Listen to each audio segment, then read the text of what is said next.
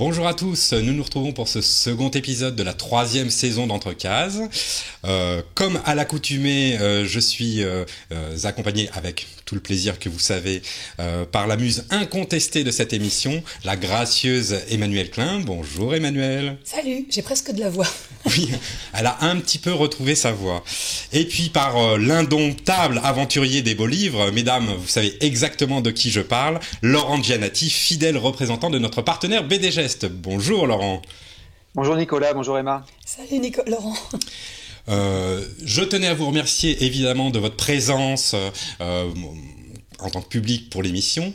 Vous continuez à être fidèle devant l'écran. Vous êtes aussi fidèle sur les réseaux sociaux, donc continuez à nous envoyer des commentaires. Merci, sur Facebook, sur Twitter évidemment. Vous pouvez, vous le savez, revoir l'émission en replay, que ce soit sur Watch TV ou sur le site de Watch TV, sur le site de BDGest, mais également sur YouTube, Dailymotion, etc. Et vous pouvez également écouter l'émission en podcast. Maintenant, vous le savez, nous voilà partis pour une demi-heure d'émission où nous parlerons évidemment BD, avec en particulier une interview des 3 auteurs de l'album Philo Comics qui sort chez Rue de Sèvres. Nous retrouverons Laurent pour son coup de cœur un peu coquin de la semaine, et nous avons la chance d'être en compagnie de 2 invités extrêmement intéressants et prestigieux qui viennent nous présenter On Mars, qui est publié chez Daniel Maguen, à savoir Sylvain Runberg. Bonsoir Sylvain. Et Grun. Bonsoir Grun. Voilà, je crois que nous sommes prêts maintenant pour commencer l'émission.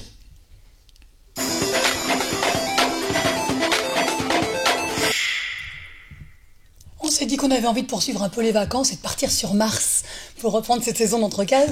Et oui, alors du coup, il y a cet album qui vient de paraître, on s'est dit chouette, les auteurs sont là. Sylvain Runberg, c'est votre 73e album. Oui, c'est le le 73e, effectivement. On a compté. Et Grun, c'est votre combienième ? 11e. 11e album, voilà. Oui, un dessinateur, c'est plus long. C'est effectivement. C'est le principe de la bande dessinée. Il y en a un qui écrit plus vite et un qui dessine plus lentement. Ça prend beaucoup de pages, évidemment, un livre de BD. On Mars, ça vient tout juste de paraître. C'est le premier tome d'une trilogie. C'était pas la première fois que vous travaillez, notamment pour la science-fiction, l'un et l'autre. Hein. Il y en a un qui est particulièrement fan de SF. Je pense que tous les deux, on est fans. Hein. Oui, moi, à l'origine. C'est un genre que j'apprécie beaucoup. Moi, j'ai commencé à découvrir la SF dans les années 70 quand j'étais enfant, avec des séries télévisées comme Star Trek, ou en animé Capitaine Flamme, Albator, Goldorak. Bien sûr. La trilogie. Ouais. Et dans la bande dessinée En bande dessinée, en fait, en science-fiction, je m'y suis mis assez tard. Ouais. En fait.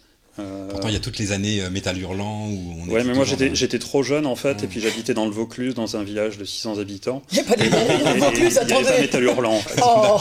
Mais il y avait la télévision, D'accord. de temps en temps le cinéma. Donc, et donc, quelles seraient vos références justement sur la bande dessinée spécifiquement dans le monde de la science-fiction ? La science-fiction, en fait, les 2 séries qui m'ont marqué, il y a l'Incal de Moebius et Jodorowsky. Bien sûr, incontournable. Voilà, et puis il y a la trilogie Nicopole d'Enki Bilal. D'accord, évidemment. C'est les 2 premières séries de science-fiction en BD qui m'ont particulièrement très grand marqué. classique. Ouais.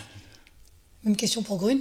Oh bah, pareil, tout Les souvenirs pareil. de SF en BD. Oui, et puis c'est surtout la découverte de Métal Hurlant, la bande dessinée pour adultes aussi. C'est mon parrain qui m'a un peu initié, et je l'en remercie d'ailleurs, à cette bande dessinée. Pour la grande partie, quand même, c'était des auteurs américains aussi. Richard Corben, voilà, donc, mais bon, c'est quand même assez adulte. Et donc ça m'a permis aussi de m'ouvrir à d'autres dessinateurs et à analyser un petit peu leurs dessins, quoi, en fait. Personne ne cite Valérian, dont on a fêté les 40 ans l'an dernier, dont le film est sorti cet été. On en parle trop. Voilà, ou au contraire, en ce moment, personne ne veut plus citer Valérian. Oh, bah zut, même. Non, le film, on pense qu'on en veut, mais la bande dessinée, ça reste Bien incontournable de science-fiction française. Moi, non je pense qu'effectivement, c'est un incontournable, et j'ai lu tous les Valérians, ça c'est sûr. Ah. Donc, oui. Et je suis fan de Mézières et de Christin. Donc, depuis très longtemps. Je peux vous le dire dans le plateau, ça.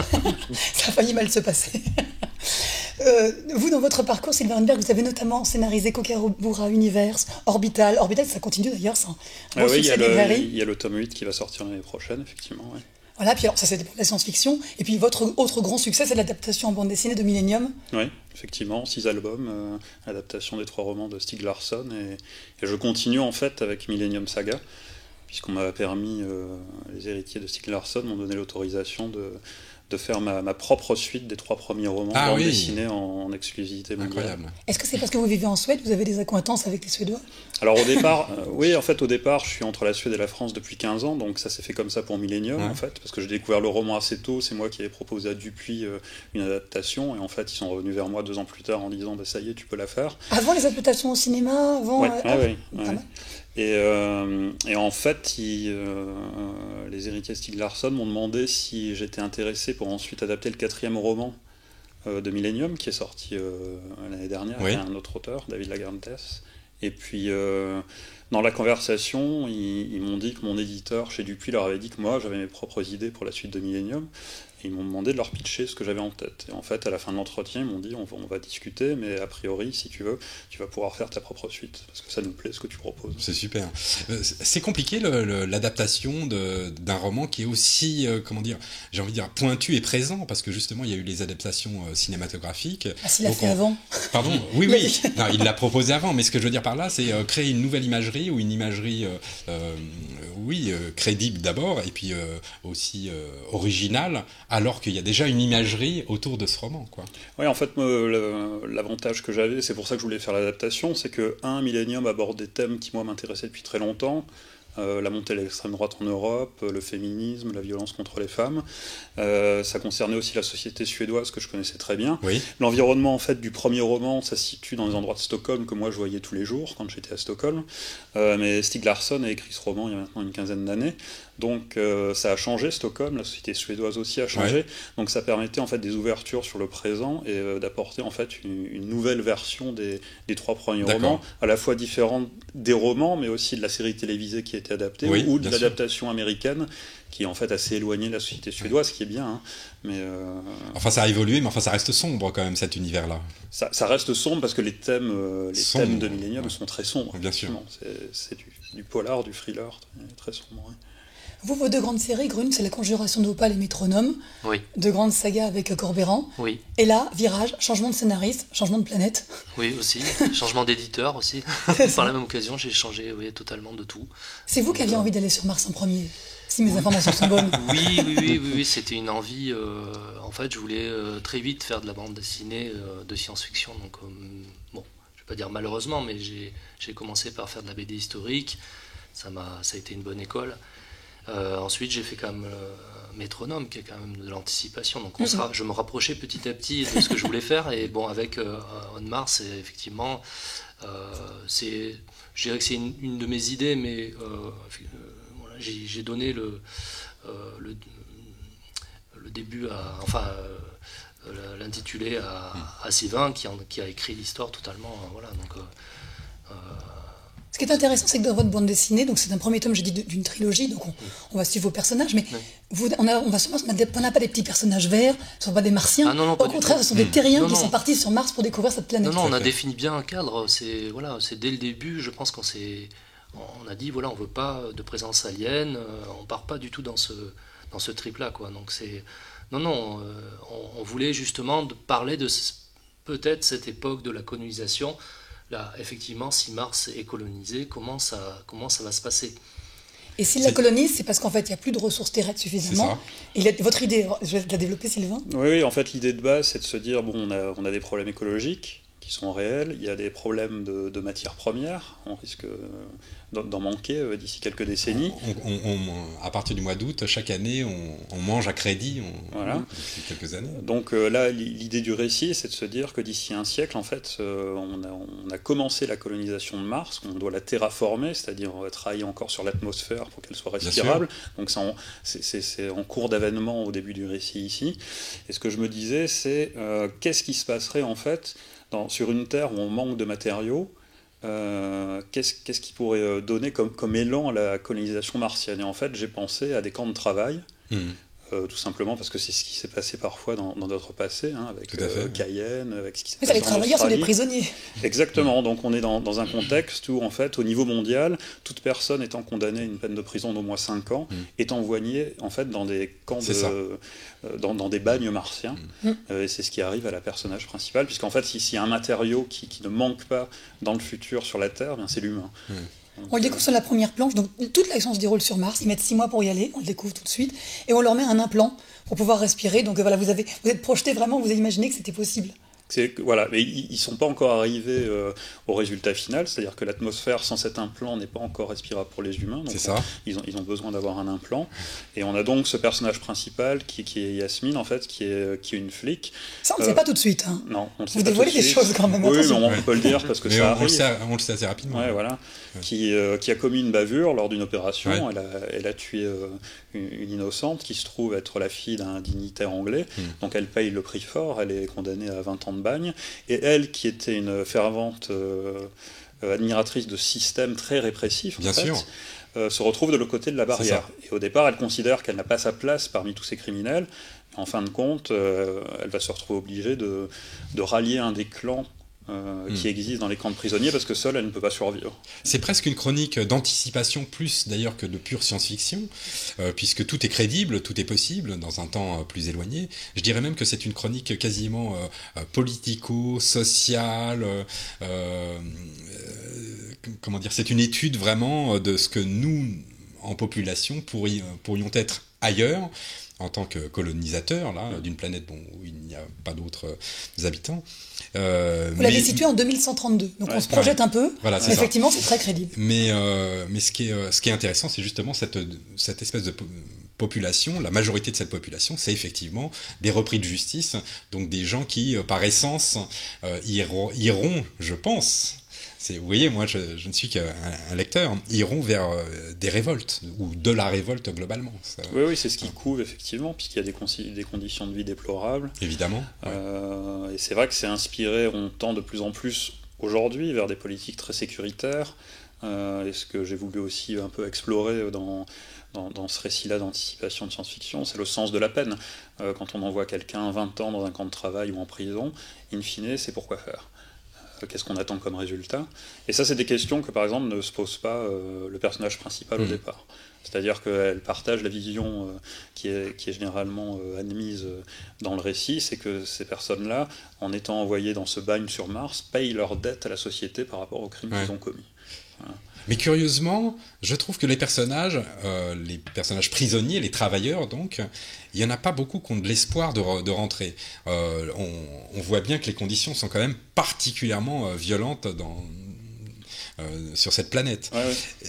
J'ai été très surpris dans l'album pour les couleurs choisies. Bon, on dit la planète rouge, alors il a tout mis dans les oranges. Bah oui, alors justement, c'est ça qui est intéressant, c'est que Mars, c'est la planète rouge dans l'inconscient collectif, et finalement, on est assez éloigné du rouge. On a des orangés, effectivement, à certains endroits spécifiques, justement, dans les mines, ou là où il y a des travaux, mais sinon, on a pas mal de pages, justement, dans ces couleurs-là, plus grises, plus bleutées, finalement, qui nous rappellent, bien sûr, notre planète, plus que cette planète éloignée. Mais finalement, Mars est très proche de notre planète. C'est ça aussi qu'on veut montrer. C'est un nouvel Éden pour l'humanité, mais effectivement, cette planète, elle ressemble avec des dimensions autres, bien sûr. Mais là, par exemple, on est dans des grottes, donc effectivement, je ne pouvais pas mettre du rouge. Et je pense que c'est aussi intéressant de changer un peu les couleurs, parce que ça serait trop monotone finalement si on n'avait que du rouge. Donc j'étais obligé d'avoir des ambiances différentes. Dans les puits de forage par exemple, où s'il y a une luminescence qui est particulière, un peu bleutée. Ça peut venir des roches, ça peut venir de plein de choses finalement. Est-ce que vous avez travaillé à partir de photos, ou est-ce que vous avez créé l'environnement à partir de votre propre idée de ce qu'est Mars ? Non, je me suis quand même fait une sacrée documentation sur plein de choses d'ailleurs. Oui. Donc, effectivement, j'ai des décors naturels, le Grand Canyon par exemple, j'ai des décors tout près. Oui. J'ai plus qu'à puiser, mais après c'est vrai, la documentation elle enrichit en fait le récit. Donc là c'est après je dessine moi-même les roches, les choses comme ça. Je ne copie pas en fait. D'accord. Ça me nourrit, mais voilà, je retranscris ce que j'ai vu en images. Et c'est toujours bien pour un dessinateur parce qu'il y a des choses qu'on ne peut pas inventer. Et donc voilà, donc ça enrichit en fait totalement mon dessin. Et alors je déforme effectivement, il y a des mais à partir d'une base réaliste. Il y a une base réaliste, effectivement, mais les canyons sont disproportionnés sur Mars. Donc, voilà, il y a des failles. On fait ce qu'on veut, c'est ça qui est mauvais. Oui, Laurent, vous aviez une question pour Grune? Oui, une petite question pour Grune. C'est vrai que les éditions Magen ont l'habitude de soigner leurs maquettes et de proposer régulièrement des cahiers graphiques à la fin de chaque album. Et On Mars aussi propose ce cahier graphique avec de superbes dessins. Et je voulais savoir si pour vous, Grune, c'était uniquement un gadget esthétique ou si vraiment ça apportait un plus à l'album en termes de recherche pour le lecteur, de compréhension sur différentes recherches. Et question annexe, comment vous avez choisi les illustrations qui sont présentes dans ce cahier graphique? Alors, c'est pas un gadget, hein, c'est vraiment une partie du making-of un peu de On Mars. C'est effectivement toutes les recherches que j'ai pu faire, parce qu'on s'est quand même permis de prendre un peu de temps pour réfléchir justement, de prendre le temps d'inventer des choses, de créer des véhicules, de créer tout un contexte en fait graphique. Et c'est tout ce travail qui est en général jamais montré. Voilà. Ignoré du lectorat. Ouais. Voilà, ignoré du lectorat. Oui, les gens bossent pour de vrai, les auteurs voilà, bossent. C'est un réel travail et que ça soit du simple costume au véhicule, à la moindre plante. Enfin, moi spécifiquement, j'ai pas vu de simple costume. Hein. Je trouve cette illustration absolument somptueuse, réellement somptueuse. Merci. Non mais vraiment. Précisons que vous travaillez en couleur directe, donc ça c'est évidemment aussi. Oui, bien sûr, là c'est un peu ma marque de fabrique, la couleur directe. J'ai toujours travaillé en couleur directe et je continuerai, je pense, avec cette technique, voilà, parce que je trouve quand même que c'est quelque chose qui est où je me sens bien, quoi, en fait. Je maîtrise tout, en fait, du début jusqu'à la fin. Puis on a commencé en fait à discuter de cet album il y a 4 ans. Donc il y a eu 2 ans de discussion, de préparation, ensuite moi l'écriture, et puis ensuite Grune s'est mis à dessiner il y a un peu plus d'1 an. Donc c'est un long processus quand même de création. Donc c'est bien d'avoir aussi un cahier graphique qui représente aussi tous ces mois, voire ces années de recherche, de documentation. Le prochain arrive quand, vous savez? En 2018. 2018. Très bien. Écoutez, voilà, ça s'appelle On Mars. C'est publié aux éditions Daniel Magen, signé Sylvain Runberg et Grune. Qui sont nos invités aujourd'hui, mais alors on a d'autres invités. Absolument, on a d'autres invités. Et pour commencer, on va aller rejoindre 3 auteurs qui s'appellent Jean-Philippe Thivet, Jérôme Vermeer et Annelise Combeau, qui signent l'album Philo Comics chez Rue de Sèvres. C'est tout de suite. On cause du bonheur aujourd'hui, mais du bonheur en philosophie. Oui, c'est la rentrée des classes, alors on se dit qu'on allait causer philo. Chers auteurs, vous avez eu envie donc de parler de philosophe finalement et d'un concept, le bonheur. Je démarre avec celui qui est le plus philosophe et le plus de vous trois, puisque vous êtes agrégé en philo. Ça fait bien quand même, cher Jérôme Vermeer. Écoutez, en tout cas, moi, je suis ravi de me lancer dans un projet comme celui-là, parce que ça fait 1 an et demi, 2 ans que j'ai refait des dissertations, et j'avais oublié comme ça pouvait être parfois un petit peu difficile comme tâche. C'était en toute simplicité en même temps. La question que je me suis posée, c'est qu'il y a 10 philosophes qui ont été castés dans ce livre-ci. Qui a choisi donc la liste des auteurs essentiels sur le bonheur? Jean-Philippe? C'est un choix collectif et absolument démocratique, dans lequel, en fait, qui part de notre attachement au personnage. Donc on a choisi de s'attacher à ceux qu'on aimait bien et de mettre de côté de manière complètement justement partiale ceux qui nous plaisaient le moins. 2 ans, le temps de mettre au point le concept, de le dessiner entièrement, parce que c'est Annelise, c'est vous qui avez tout dessiné en revanche. Le plus gros du boulot finalement, c'est vous? Oh oui, j'ai une belle tendinite. Non mais cela dit, alors on va parler du fond, puisque de ces philosophes, c'est historique, hein, donc c'est classé en tout cas chronologiquement. On démarre de Platon et on va aller jusqu'à Nietzsche, en tout cas historiquement vous les avez mis dans cet ordre-là. Est-ce que c'est pour autant l'ordre d'importance? Alors, je dirais que les chapitres peuvent être lus évidemment indépendamment les uns des autres, mais les lire dans l'ordre, ça permet de saisir toute la chronologie, enfin l'évolution de la pensée plutôt, et de voir aussi que les visions du bonheur s'inscrivent vraiment dans des contextes historiques bien précis, et que tout ça est très lié. Donc ça a du sens de lire peut-être effectivement le livre dans sa chronologie.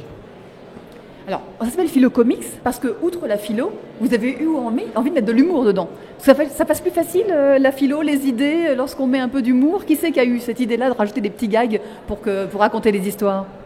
Ah oui, moi j'en ai besoin parce que sinon la philosophie c'est un petit peu compliqué à avaler parfois, donc j'avais besoin de désacraliser la matière et faire en sorte qu'on puisse rencontrer des philosophes qui sont des êtres humains comme vous et moi, avec leur caractère, leurs petits défauts, tout ça, et beaucoup de choses à transmettre, et j'avais envie vraiment d'une rencontre humaine amusante, sympa, enfin vraiment qu'on s'amuse, parce que voilà, le bonheur ça commence par ça en fait. Qui est le plus lecteur de BD de vous trois ? Je pense que c'est moi. Je pense que vraiment la bande dessinée, c'est la matière.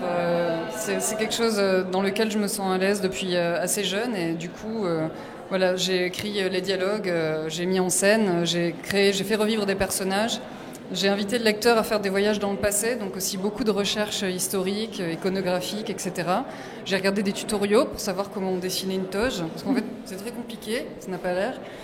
Et du coup, voilà, cette sorte de recette comme ça. Après, je la soumettais à Jérôme et à Jean-Philippe et j'avais beaucoup de corrections philo. Jean-Philippe, vous avez travaillé longtemps dans le monde de la bande dessinée, mais là, c'est votre premier livre en tant qu'auteur. Forcément, quel recul vous avez ? Comment vous analysez ça et comment vous vous regardez dans le miroir ? Je me rends compte à quel point j'ai pu mal comprendre certaines questions des auteurs, et je m'en excuse si certains nous regardent aujourd'hui. Et passer de l'autre côté de la barrière, c'est quand même une drôle d'expérience. Et donc j'ai maintenant une espèce de petite lumière qui s'allume au-dessus de moi avec la casquette d'auteur en disant « N'embête pas trop ton éditeur, tu vas l'ennuyer, n'embête pas trop ton éditeur, tu vas l'ennuyer ». Mais j'arrive pas à me retenir. En fait, pour l'histoire, c'est Jean-Philippe qui est venu nous chercher tous les deux. Il connaissait déjà Jérôme et après il cherchait quelqu'un pour dessiner de manière humoristique. Et donc c'est grâce à lui que l'aventure a commencé. Est-ce que vous avez prévu d'en faire d'autres, sur d'autres thèmes ? Vous avez des idées ? On a plein d'idées parce qu'on a passé 2 ans avec des philosophes. On voudrait passer pas mal de temps avec d'autres. Les systèmes politiques, l'économie politique, pourquoi pas d'autres approches du bonheur. Donc les idées sont légion. Philo Comics, à mettre dans toutes les mains des petits et des grands. En tout cas, à l'école, vous allez pouvoir aimer ça. Merci, chers amis. Merci. Philo Comics, allez réviser le bonheur voilà, en bande dessinée. Moi, je trouve que c'est une très bonne idée. Ça vient de paraître. Allez-y, faites-vous plaisir. Franchement, c'est très très bien fichu. Ça donne très envie de s'en mettre à la philo. Très bien. Eh bien, c'est le moment attendu par nos fans féminines, comme chaque semaine, puisque c'est la chronique de BD Geste. Et aujourd'hui, Laurent va nous parler d'un livre de Jean-Louis Tripp qui s'appelle Extase. À toi, Laurent.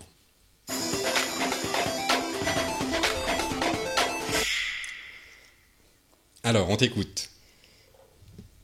Laurent, es-tu là ? On parlait depuis très longtemps, bien avant leur sortie. Pourquoi ? Déjà parce que c'est un bouquin de Jean-Louis Tripp, qu'il avait réalisé, qu'il avait fini Magasin Général, une série qui a eu son petit succès avec Régis Loisel. Bien sûr. Et qu'on a appris il y a quelques mois qu'il allait sortir une série sur sa vie sexuelle. Alors au départ, on était un petit peu curieux de cette série-là, et on s'est aperçu rapidement en le lisant que c'était un excellent album. Effectivement, donc Jean-Louis Tripp raconte sa vie sexuelle de sa plus tendre enfance jusqu'à l'âge adulte pour l'instant, puisqu'il s'agit uniquement d'un premier tome. Au début, effectivement, il parle à troisième personne, donc il met un petit peu de distance avec le gamin qu'il était. Il met en place un contexte social, un contexte géographique. Le contexte social, c'est les années 60, fin 60, donc à l'époque de mai 68. Des parents communistes, mais ça ne veut pas forcément dire liberté sexuelle. Dans le sud-ouest, un petit village, donc dans un milieu très rural. Et il y a quelques scènes qui sont un petit peu crues. Et il va raconter donc ses premiers émois. Et ensuite, il va rencontrer lui son premier amour, son premier vrai amour qui s'appelle Caroline.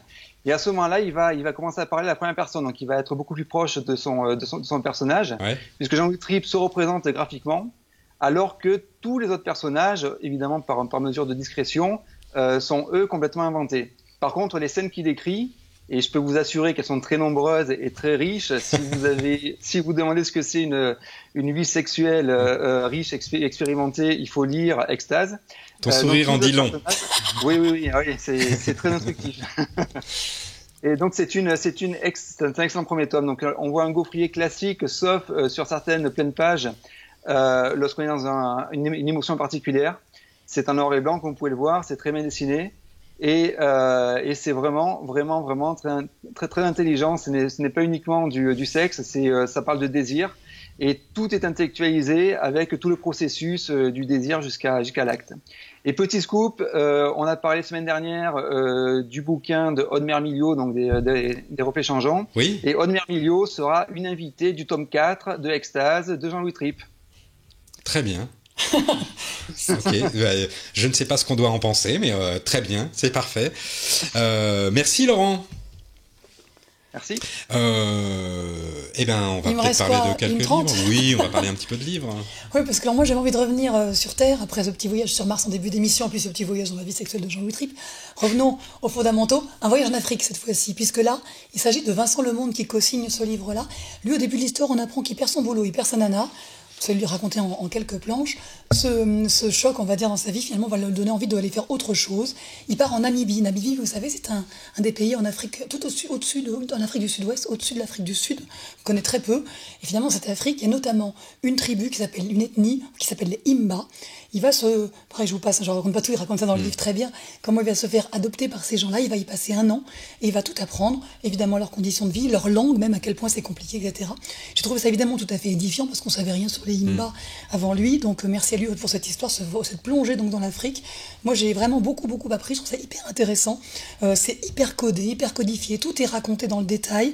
Le seul tout petit reproche, j'en ai 2, mais mini reproche, même si j'ai adoré son voyage, c'est la calligraphie, je trouve ça parfois un tout petit peu serré. Moi, j'ai eu un peu mal aux yeux en lisant. Donc voilà, mais ça, c'est mon côté, je suis trop vieille peut-être, je sais pas. Voilà. Et puis, non, et l'autre truc, c'est que parfois, il revient à d'autres moments, c'est un petit peu décousu, c'est-à-dire qu'à un moment, on est dans une histoire, et puis il revient sur le fait de comment il a appris la langue, alors qu'on comprend depuis X pages qu'il est déjà en train de parler la langue, puisqu'il communique avec eux très très bien. Enfin bon, mais mis à part cette toute petite réserve, vraiment, c'est hyper intéressant. Donc, le dessinateur, c'est Samuel Figuière. Voilà, il a raconté toute son histoire, ça s'appelle Kilum, rencontre avec les Imba. Donc, un voyage en Namibie. C'est paru aux éditions Steinkiss. Eh bien, écoute, ça me donne juste l'occasion de citer chez Steinkiss, mais j'essaierai de revenir dessus, le Primo Levi, qui est un très beau livre qui parle de Primo Levi, et en particulier de sa période d'internement à Auschwitz. Donc, livre extrêmement intéressant. Décidément, Steinkiss a une rentrée extrêmement animée. Et évidemment, je vous avais promis de vous parler de Maestro di Roma. Je ne peux malheureusement encore une fois pas vous en parler aujourd'hui. Je vous c'est promets. Un running gag. Voilà, oui, mais c'est un running gag, mais je vous promets que je commencerai par Maestro di Roma lors de notre prochaine émission. Je vous remercie évidemment de continuer à nous suivre. Merci Laurent. Merci Nicolas, à bientôt. À bientôt, bien évidemment. Merci Emmanuel, toujours fidèle. Merci beaucoup et tout. On rappelle que l'actualité de nos auteurs d'aujourd'hui, Sylvain Runberg et Grune, est venu nous présenter On Mars, premier tome d'une trilogie qui vient de paraître chez Daniel Maguen. Précipitez-vous, c'est très beau, c'est très bien, c'est réussi, sinon on les aurait pas reçus. Voilà, merci messieurs, à bientôt. Merci à vous. Et puis nous, normalement la semaine prochaine, vous retrouverez Christophe, et puis nous, on se retrouve dans 15 jours. Restez fidèles et lisez de la bande dessinée. Merci à tous et au revoir. Bye bye.